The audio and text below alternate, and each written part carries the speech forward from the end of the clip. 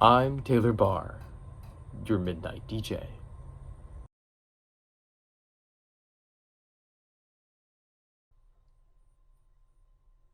You just heard Head Start by Jade Bird. I'm Taylor Barr, your midnight DJ. And it is cruel of any creature to exist. It is a sad fact of life that to exist we must destroy, or at the very least, in the kindest understanding of it, reuse. Nothing can last forever because of this simple fact. This would be fine and good if we just existed like every other animal. If we simply ate, drank, slept, and reproduced, we wouldn't be any more culpable than any other animal. We'd all be equal. Alas, we have been cursed with this mighty privilege of understanding. We humans can do a thing no other animal that we know of can do. We can look at a situation and understand what's going on. Because of that, we understand cause and effect. We can remember with such astounding levels of concept. We can remember the rights and wrongs we have learned. It's a great power, a fantastic opportunity.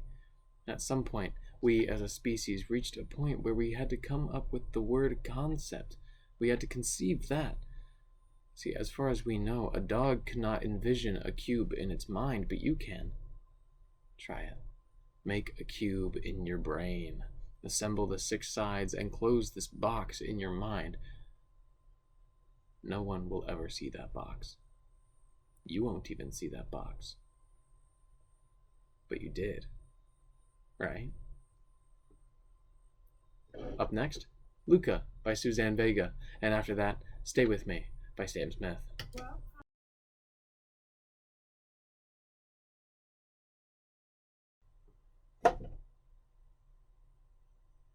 You just heard Lucky by Mark Broussard. I'm Taylor Barr, your midnight DJ. And a bright pink sink sits in the garage of an affluent family. They were having a garage sale, completely organized by the mother, Joanna, because they finally decided it was about time they got rid of those awful 70s era styles that still lingered on the house. Grendel walked around the assorted coral-colored ceramic and peeling veneer. Her tech deck miniature skateboard wheeled along the jagged corners of the old furniture. She popped ollies over gaps, grinded on the edges of toasters and ovens, and slalomed the cutlery. Grendel dropped her hand into the sink and shot the tech deck straight into the drain. She grabbed for the toy, reached her little fingers as far as they could go down the tubing. A loose filing cut her furthermost fingertip and she pulled away, giving a bit of a yelp. Joanna was on her like an eagle, with a non-branded adhesive bandage strip and an earful. How many times have I told you not to play around the garage sale? 4 times now, Grendel muttered. You know what 4 times means. I strike out. And how many strikes do you get? Just the one. Right. Joanna stared at her daughter, not having a clue what was going on behind that face. What do you want me to do? She asked. Up next, Hallucinogenics by Matt Mason, and after that, A Murder of One by Counting Crows.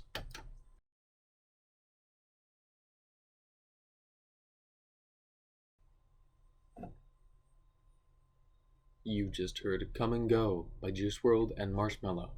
I'm Taylor Barr, your midnight DJ. And a bear entered through the huge automatic sliding glass doors at the front of the airport. It lolled over to the ticket stand, where everyone panicked and scattered, leaving duffel bags, roller carry-ons, and forgotten children. The bear managed to rub up against the right pile of leftover things, accidentally getting a ticket trapped to the fur of its left arm. It licked at it, and upon learning it was not coming off easily, dropped back to all 4s and trotted further into the airport. It wandered into security, where the only trained personnel didn't have weapons, and those with weapons didn't have any training. A few bullets were fired and struck the area around the bear, and someone shouted, "It has psychic powers! Run!" and the lines cleared. The bear passed through the security gates without setting off any alarms and headed to the terminal. The king of the airport was alerted by now of the impeding doom that is the bear. "Sir, there's a monster in the airport. It's burning our crops and killing our people," a flight attendant pleaded to the king. The king lifted his scepter and struck the attendant on the head. "I don't care about your people. You sky folk have always bothered me. I'm concerned of the bear and my food court." Up next, Inside Out by Eve 6, and after that, Everybody Talks by Neon Trees.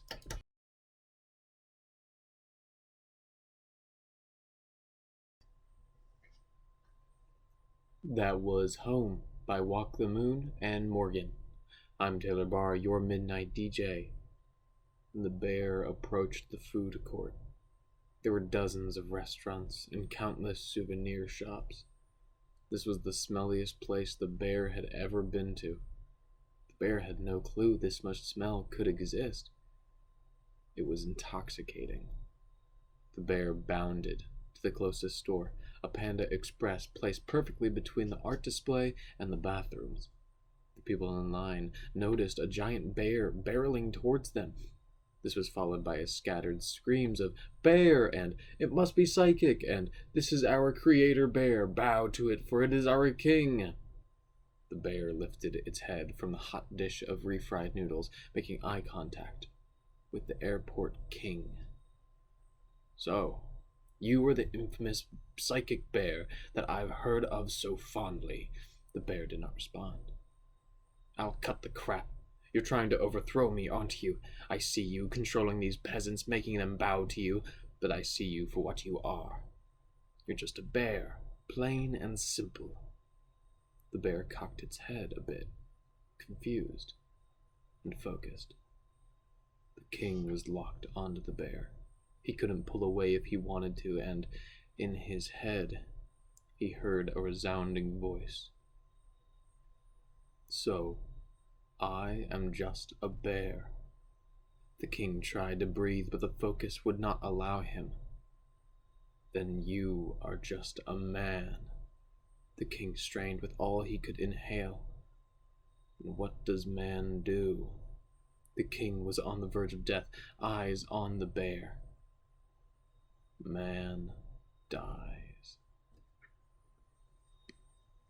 Up next, Charming Mess by the Black Crows, and after that, Every River by Kim Ritchie.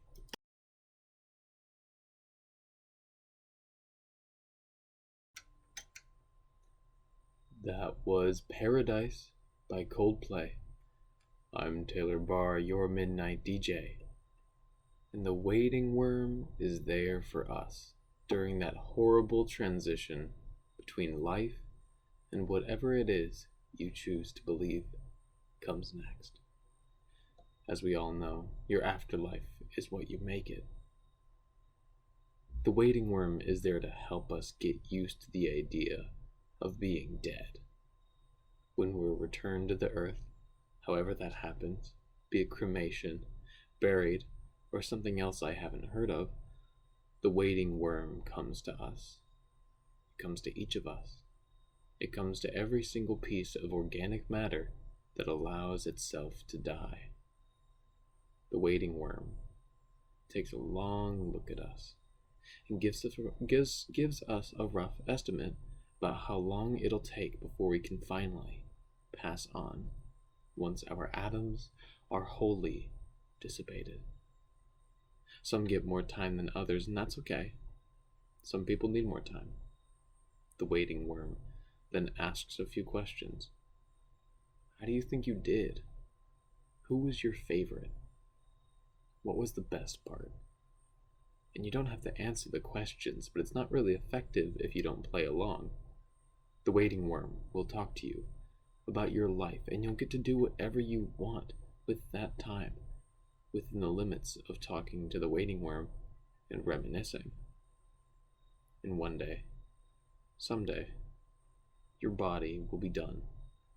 You'll have faded out of existence and into your next without even noticing.